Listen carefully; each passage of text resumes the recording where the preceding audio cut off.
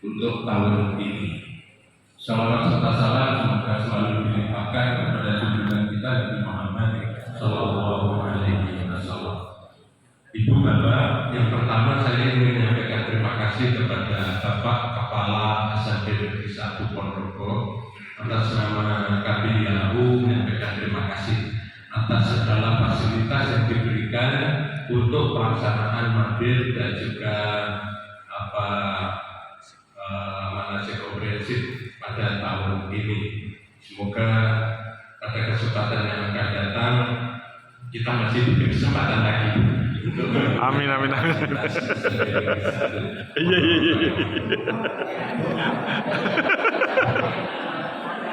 Iya. Ya, semoga bisa berjalan lancar.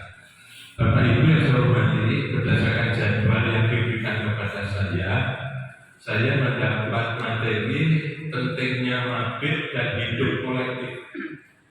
Pentingnya mabit dan hidup kolektif dalam melaksanakan kesempurnaan ibadah haji. Keterangan saya awali dari perintah Allah Subhanahu wa Ta'ala di dalam surat, tapi ayatnya apa? Al-Hajju Asyurun Ma'lumat.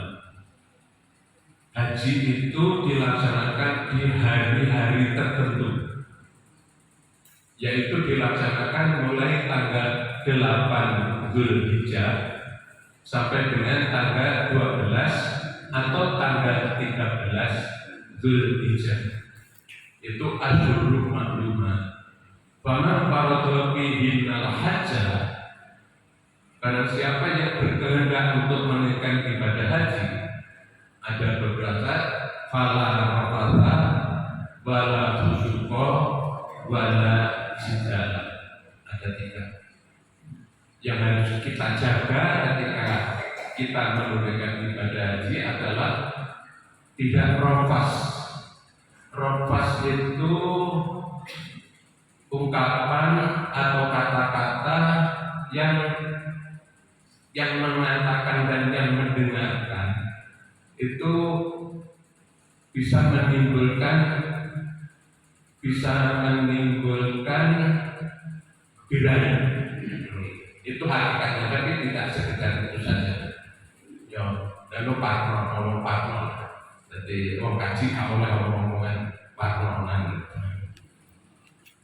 Sebab apa? Sebab bukan tidak mungkin di dalam perjalanan itu kita akan melihat dan juga akan mendengarkan beberapa peristiwa dan pendengaran yang mengarah ke sana. Wala rafatha wala fusuqa. Fusuk, fasik itu adalah kita tahu bahwa itu dilarang, tapi kita lakukan. Wala jidal, dan tidak berdebat berpadu. Ini nanti banyak hal akan kita temukan masalah-masalah semacam begini di dalam perjalanan ibadah haji kita sejak dari rumah sampai ke rumah lagi. Wala rafatha wala fusuqa wala jidala. Al-Hajju Asyurun Ma'lumat, wa man farada fihinnal hajja fala rafatha wala fusuqa wala jidala fil hajj. Wa ma taf'alu min khairin ya'lamullah. Apapun yang kamu lakukan dari kebajikan yang kamu lakukan, Allah pasti mengetahui apa yang kamu lakukan dan akan memberikan pahala sesuai dengan kebajikan yang dilakukan oleh orang yang menunaikan ibadah haji. Wa tazawwadu, dan sangulah kamu, berbekallah kamu. Wa tazawwadu, berbekallah kamu. Fa inna khairaz zadi at-taqwa. Sebaik-baik bekal adalah takwa. Saya akan berangkat dari yang terakhir ini. Wa tazawwadu. Jadi orang yang akan menunaikan ibadah haji itu disyaratkan harus punya bekal. Kemudian Allah menyatakan bahwa bekal yang paling baik, wa inna khairaz zadi, bekal yang paling baik adalah at-taqwa. yaitu takwa kepada Allah Subhanahu wa Ta'ala. Nah, kemarin sudah saya sampaikan ketika manasik, pemahaman takwa di dalam bekal berhaji itu apa? Ini yang harus kita pahami. Yang kaitannya nanti dengan mabit dan juga apa namanya tadi disebut istilahnya di dalam judulnya tadi, mabit dan hidup kolektif. Mabit dan hidup kolektif berangkat dari pemahaman at-taqwa sebagai bekal yang harus dibawa oleh orang-orang yang menunaikan ibadah haji. Bapak Presiden di dalam bukunya Haji memberikan penjelasan paling tidak 3 hal yang terkandung di dalam pemahaman takwa sebagai bekal. Ini yang harus kita pahami. Takwa sebagai bekal di dalam menunaikan ibadah haji, di sana terkandung 3 hal. Yang pertama ialah pengetahuan. Artinya takwa yang diharapkan dari orang yang menunaikan ibadah haji ini adalah orang-orang yang menunaikan ibadah haji harus memiliki pengetahuan tentang ibadah haji. Inilah perlunya bimbingan. Bapak Ibu, haji ini spesifik sekali. Saya sering ketemu dengan para ustadz, para kiai, dan dia paham betul tentang fikih, tentang haji, betul-betul paham, mulai dari syarat, rukun, kemudian wajib, sunnah, apa yang zakat, apa itu. Tapi ketika dia datang di tanah suci untuk menunaikan ibadah haji, apa yang dia pelajari itu jauh berbeda dengan lapangan ketika kita sudah menunaikan ibadah haji. Oleh karena itu diperlukan pengetahuan yang sifatnya empirik dan spesifik bagaimana kita itu menunaikan ibadah haji. Ibadah haji tidak hanya sekedar formal fikih, bukan. Jadi apa namanya? Ada nilai-nilai sirat samping nilai fikih itu ada nilai filosofis. Contohnya misalnya tawaf, fikihnya tawaf, fikihnya orang tawaf itu. Pokoknya kita tuh jalan menghubungi Ka'bah, bibit sampai Hajar Aswad, menghubungi sampai 7 kali putaran. Itu tawaf. Dan kalau itu kita lakukan sah secara fikih. Perkara panjenengan iso ndonga, ra iso ndonga, tok wiwiti nganggo bismillah ya Allah akbar ora kok ngubungi Ka'bah memang sah tawaf. Tetapi di balik itu ada nilai yang nantinya dari nilai ini akan membentuk pribadi bagi orang yang menunaikan ibadah haji. Orang tawaf itu hakikatnya ngubungi punjer. Ngubungi punjer. Punjernya apa? Punjernya adalah Ka'bah. Ka'bah adalah disebut juga dengan Baitullah, rumah Allah. Rumah Allah tidak seperti rumahnya manusia. Kalau rumahnya manusia ada pintu depan, ada pintu samping, ada pintu belakang. Rumah Allah tidak ada pintunya. Kamu dapat masuk dari pintu mana saja apabila kamu ingin memasuki rumah Allah Subhanahu wa Ta'ala. Oleh karena itu orang yang menunaikan tawaf hakikatnya dengan mengingkari Ka'bah, Ka'bah menjadi center, Ka'bah menjadi pusat segala kehidupan yang dilakukan oleh manusia. Artinya apa? Semua aktivitas manusia di dalam melaksanakan hidup ini harus bersumber kepada pusat, yaitu Allah Subhanahu wa Ta'ala. Ini baru tawaf yang nilai Kemudian yang kedua, bapak-bapak, ibu-ibu yang saya hormati, dengan mangke sakit minggah datang lantai 4 wonten Masjidil Haram menika mangke. Lajeng panjenengan bersani ngisor wong tawaf ning ngajepen pun. Itu kan seperti aliran air yang mengalir begitu. Sama kemauan panjenengan sakit bersani wonten televisi sama pun penuh walaupun dari Masjidul Musim Haji dan sekitar haji itu orang umrah masih banyak sekali ngubumi. Apa nilai yang dapat kita ambil di sana?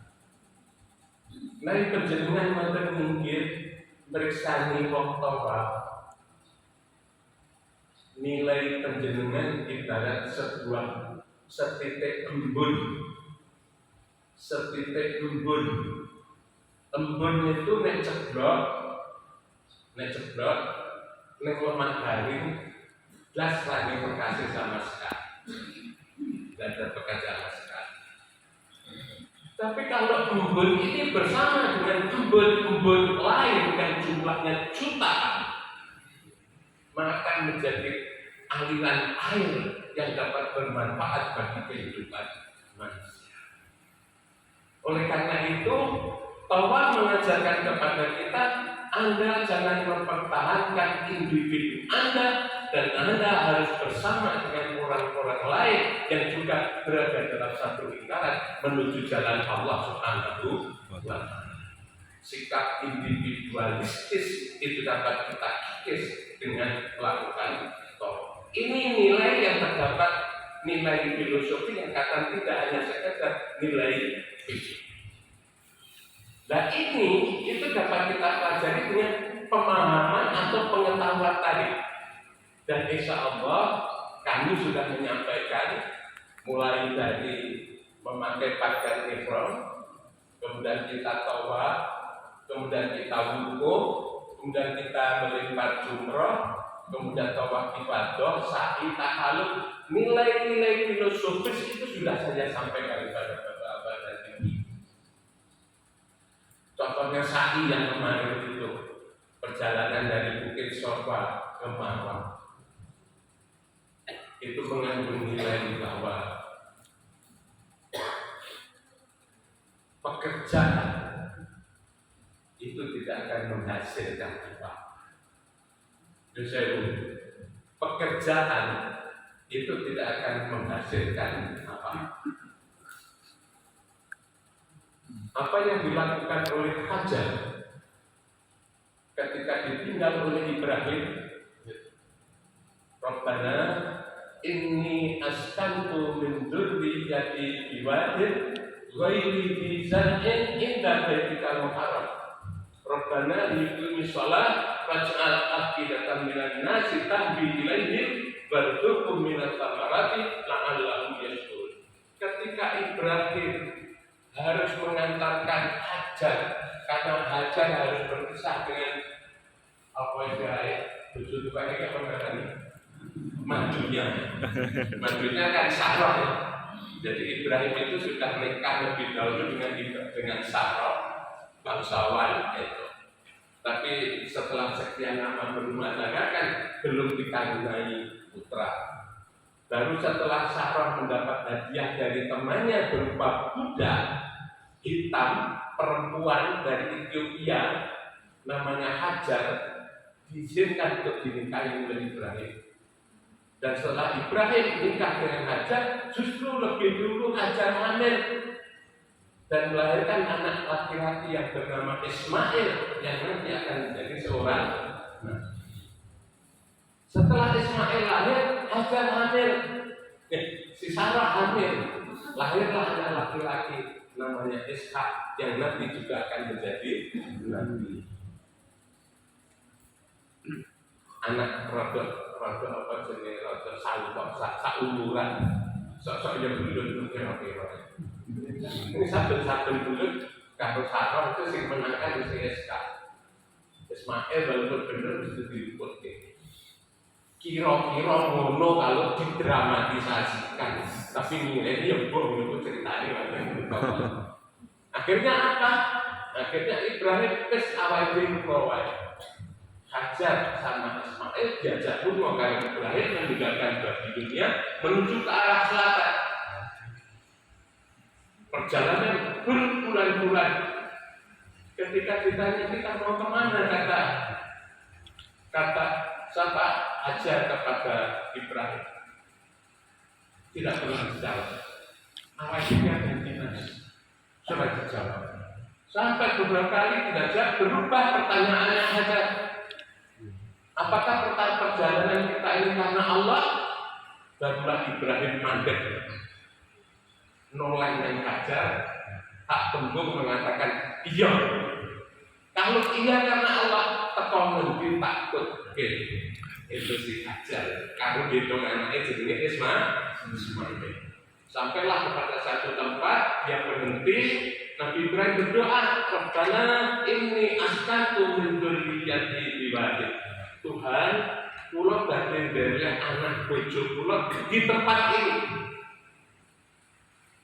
Di mana itu?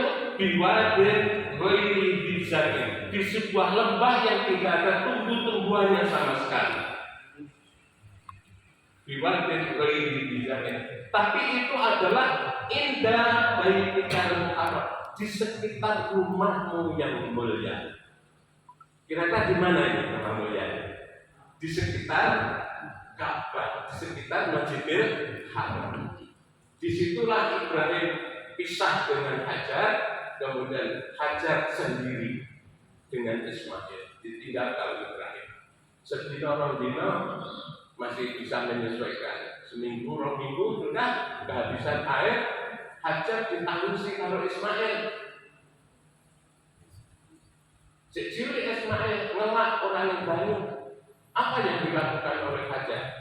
Melihat di sebelah timur ada air, dia lari ke timur sana. Tapi yang ada di sana cuma fata morgana. Kemudian dia lari melihat barat. Oh, barat ada air. Dia lari ke barat. Tapi di barat juga tidak ada. Justru dari kakinya Ismail yang nangis kejeret. Kira-kira mau bahasa Jawa.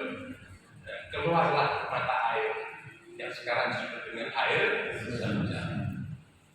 Filosofi apa yang dapat kita ambil dari ini? Bahwa pekerjaan tidak pernah akan memberikan hasil. Dan terus piye caranya bergaya? Ini filosofinya.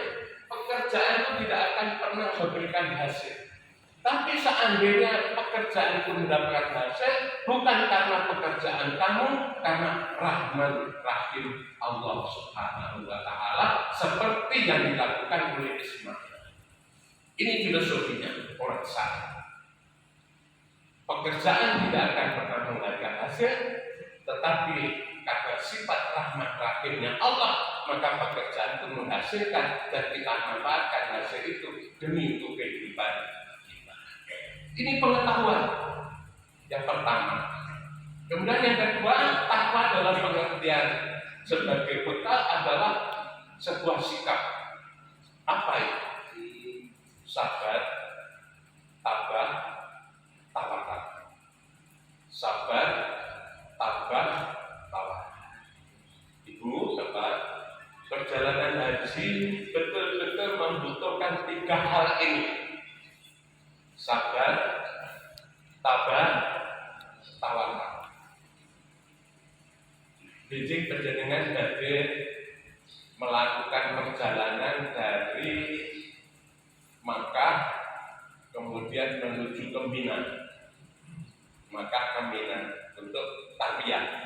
Setelah itu nanti dari Mina akan melakukan perjalanan menuju Arafah untuk melakukan wukuf. Dari Arafah panjenengan kembali lagi ke Mina lewat Musdalifah untuk melempar jumroh. Dari Mina setelah menginap 3 malam perjalanan lagi menuju Mekah untuk melakukan tawaf ibadah dan sa'i dan tahlil. Nek awake dhewe sesuk lakune saka SMA teko Panahan Pak, teko Panahan. Kok wis krasa kesel? Kok wis krasa kesel? Ning Loro luwih adoh timbangane wonten mriku. Mriku padha sing kira-kira saka SMA Muhammadiyah nggone panahan. Kuwi kira-kira sing adoh panjenengan mudhun saka bis.